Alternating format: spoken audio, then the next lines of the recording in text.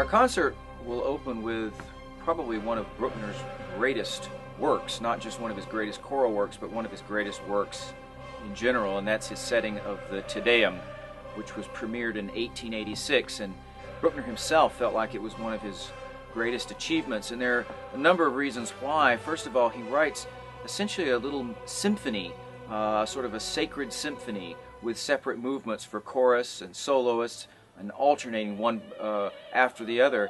The other thing that's sort of spectacular about this work is the orchestration, which is vast and expansive and really captures the meaning of the text Te Deum, which means, "We praise thee, O God, we acknowledge thee to be the Lord." Tippett's great masterpiece, A Child of Our Time, was written as essentially a response to the events that were later referred to as Kristallnacht.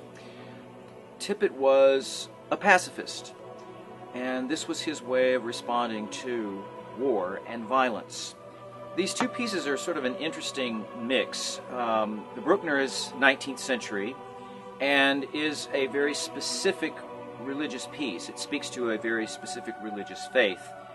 Michael Tippett's Child of Our Time is not religious in the same way. In fact, it's more of a piece that reflects anxiety, not only necessarily about religion, but also about the coming World War II.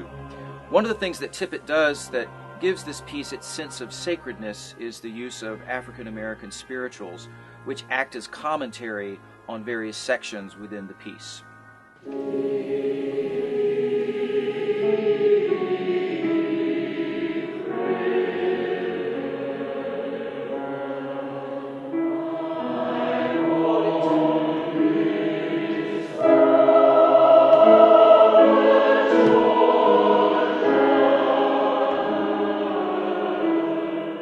Tippett ends A Child of Our Time with a very moving setting of Deep River. Tippett was drawn to the African American spiritual not only because of its beauty, but also because he felt it reflected a very universal humanity. And certainly the African American spiritual represented a sense of desperation and oppression. And Tippett sensed that and used the music and the text of the spirituals to reflect on the oppression that is part of A Child of Our Time. That is the oppression of the coming World War II.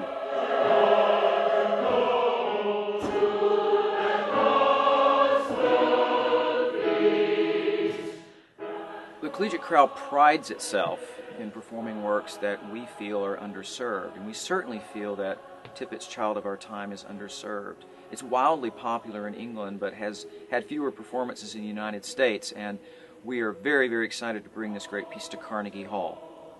To hear two incredible works by two great masters of choral music is really something that you don't want to miss, and we hope that we see you at the concert.